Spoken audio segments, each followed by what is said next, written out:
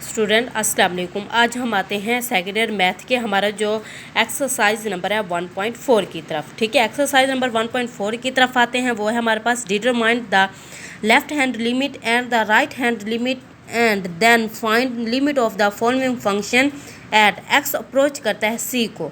अब हम करेंगे एक्स अप्रोच जो करता है वो सी को। इसी तरह का जो हमारे पास क्वेश्चन उन्होंने हमें दिया है वो है एक्सरसाइज नंबर 1.4 के क्वेश्चन नंबर 1 की तरफ हैं। ये है f of x is equal to 2x का स्क्वायर प्लस का x माइनस का 5। और यहाँ पे हमें उन्होंने बताया है कि c जो है वो इक्वल टू है हमारे पास 1 के। ठीक है, c x अप्रोच करता है c को, तो जहाँ पे c होगा वहाँ पे हमें उन्होंने वैल्यू दी है 1। अब हमने x अप्रोच c नहीं लिखना, हमने c की जगह पे उसकी वैल्यू को पुट करना है, यानी कि 1। x अप्रोच करता है c को, तो c की जगह पे हमने 1 को पुट कर देना है। तो यहाँ पे हमारे पास आ जाएगा लिमिट, ये हो जाएगा लिमिट x अप्रोच करता है, पहले क्या था c, अब है x अप्रोच करता है 1 को। तो यहाँ पे आ जाएगा f of x is equal to 2, यहाँ पे हम करेंगे 1 का स्क्वायर प्लस का 1, ठीक है, और माइनस का 5। तो हमारे पास जो आंसर आता है वो है माइनस का 2। ठीक है, अब हमने यहाँ पे x अप्रोच 1 किया है, तो अब हमने यहाँ पे माइनस और प्लस के साथ भी करना है। यहाँ पे हम लिखेंगे लिमिट x अप्रोच करता है 1 को, तो यहाँ पे हम लिख देंगे माइनस, यहाँ हो जाएगा f of x is equal to 2 into 1 का स्क्वायर प्लस का 1 माइनस का 5। तो हमारा जो आंसर वो भी यहाँ पे माइनस का 2। अब यहाँ हम करेंगे लिमिट x अप्रोच करता है 1, यहाँ पे plus f of x is equal to 2 into 1 का स्क्वायर प्लस का 1 माइनस का 5 इज इक्वल टू माइनस का 2। अगर आंसर हमारे सेम आते हैं, जैसे कि हमारे तीनों सॉल्यूशन के साथ हमारा आंसर है माइनस का 2 माइनस का 2 माइनस का 2, तो जो हमने यहाँ पे लिखना है कि आंसर हमारा कंटिन्यूटी है। ठीक है, कंटिन्यूटी। अगर हमारा आंसर जो है वो डिफरेंट आए तो यहाँ हमें उन्हें बताना लाजमी है।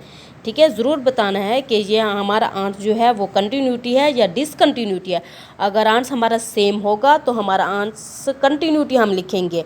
अगर डिफरेंट हो, यानी जहाँ पे हो -5, कहीं पे हो 4, कहीं पे 6, सेम ना हो चारों तरफ या तीनों तरफ, तो हम यहाँ पे लिखेंगे डिसकंटिन्यूटी। ठीक है, इसी तरह के अब हम आते हैं इसके क्वेश्चन 2 की तरफ, यानी कि वो है हमारे पास f of x is equal to x का स्क्वायर माइनस का 9 डिवाइडेड बाय x माइनस का 3।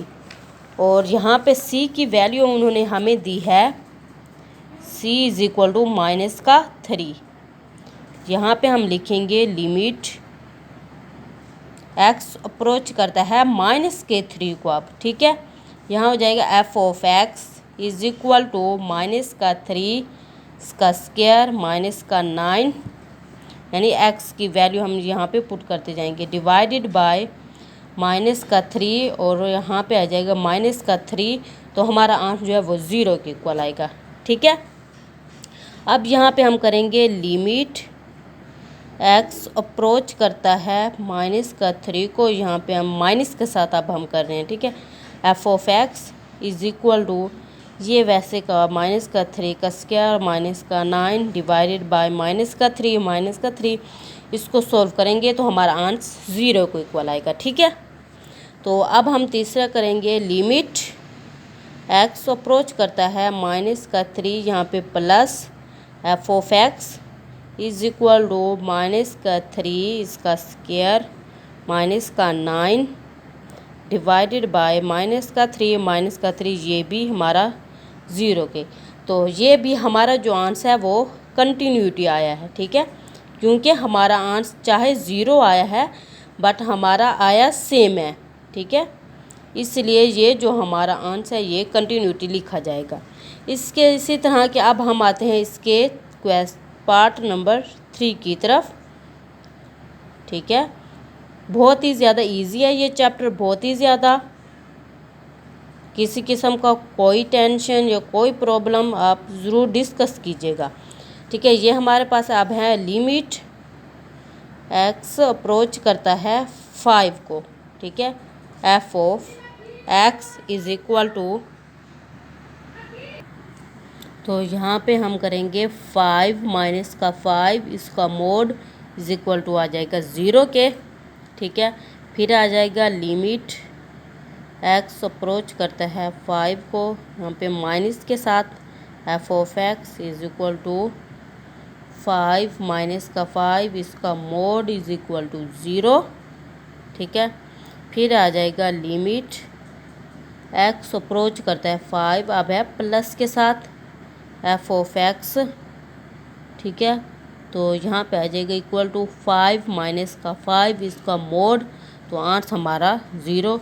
तो ये भी हमारा कंटिन्यूटी है। ठीक है, ये भी हमारा कंटिन्यूटी हो गया। इसी तरह यानी कि हमने क्वेश्चन नंबर 1 को सॉल्व किया है, उसके हमारे पास थे, उन्होंने 3 पार्ट्स दिए हुए थे, हमने तीनों को सॉल्व करके आपको दिखाया है और जो तीनों हैं उनका आंसर हमारे पास कंटिन्यूटी आया है। ठीक है, अब हम जो उन क्वेश्चन नंबर 2 की तरफ चलते हैं। क्वेश्चन नंबर 2 में देखते हैं कि क्या हमारे आंसर कंटिन्यूटी आते हैं या उनमें भी कोई डिसकंटिन्यूटी आता है। ठीक है, उनको वो भी हमें जो क्वेश्चन नंबर 2 है वो भी हमें पार्ट्स में दिए हुए, उसके भी हमें उन्होंने 2 पार्ट्स दिए हैं, उनको हम सॉल्व करते हैं और फिर आपको बताते हैं कि कंटिन्यूटी और डिसकंटिन्यूटी में क्या फ़र्क होता है। अभी हमने आपको सिर्फ ये बताया है कि जो आंसर सेम आते हैं तो वो कंटिन्यूटी होता है, जो डिफरेंट आते हैं तो वो डिसकंटिन्यूटी आता है। लेकिन हमने जहाँ पे 3 क्वेश्चन को सॉल्व किया है, तीनों ही कंटिन्यूटी आया, डिसकंटिन्यूटी कोई भी नहीं आया। ठीक है, इसी तरह अब हम आते हैं एक्सरसाइज नंबर 1.3 के क्वेश्चन नंबर 2 की तरफ।